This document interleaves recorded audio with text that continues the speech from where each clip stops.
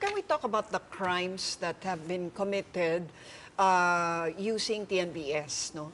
Ang dami na eh. In fact, recently, merong malaki, di ba? Yung ginamit pa niya para binangga niya. Ang dami niyang inarangkadang. How do you address this? How does LTFRB actually help prevent that? Or is that purely a Grab concern? What we're doing now, currently, Grab has certain verification systems, not just for driver side, but also for passengers. The crimes that you mentioned, the incidents that you mentioned, ang makikita natin dyan, likely baka passenger-driven eh. We do have some incidents in the past, we did have some incidents in the past where the drivers were put on the spotlight, right?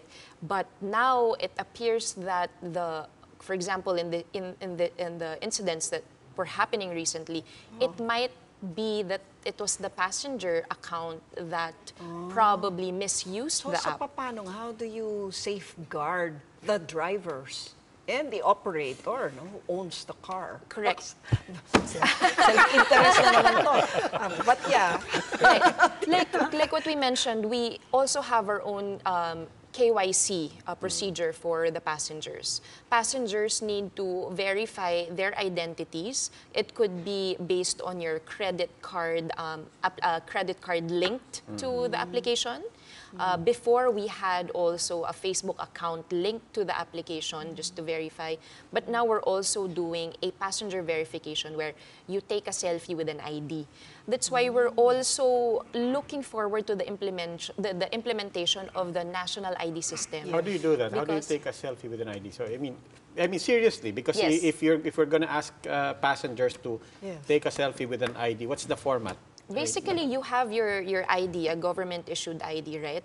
And then you take a selfie, and it should match.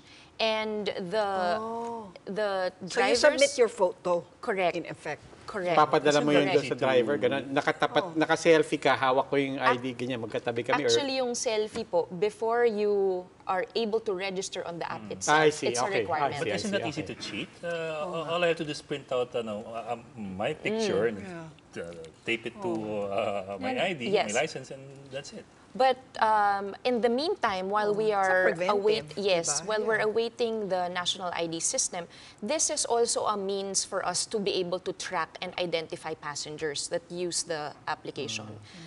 We also work closely with the PNP and the HPG whenever there are reports like this. You know, it's a small, very, very small percentage on the app, but we do have partnerships with them so that there's an emergency button, for example, on the driver's side, an emergency button on the passenger side as well.